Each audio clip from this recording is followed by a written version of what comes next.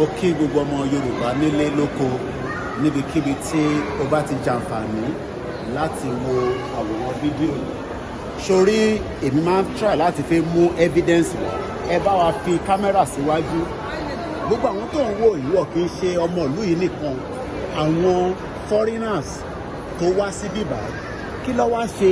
Wọ́n ṣeré wá, wọ́n torí nǹkan kan wá láti ìlú tiwọn. Tó bá dẹ̀ máa dé síbí, hòtẹ́ẹ̀lì kan ló máa dé sí. Tó bá ti wá dé sí hòtẹ́ẹ̀lì, wọ́n máa káàkiri. Ṣé wá rí gbogbo ìdí tí a ṣe ń sọ pé kí òmìnira Yorùbá kó dé? Sórí ìwé lélẹ̀ nísìnyí tó tò kalẹ̀. Ìwé ṣe pàtàkì, information ó ṣe pàtàkì. Ṣé wá rí gbogbo àwọn stores tó ń wò lókè? Gbogbo àwọn iléeṣẹ́ yìí pátápátá òun ni a máa gbìyànjú pé kó wà ní orílẹ̀-èdè ilẹ̀ Yorùbá tí a ti máa lè ṣe kíni, tí a ti máa lè láǹfààní láti jẹ́ kí gbogbo ọmọ Yorùbá kó níṣẹ́ lọ́wọ́ ní gbogbo agbègbè kọ̀ọ̀kan.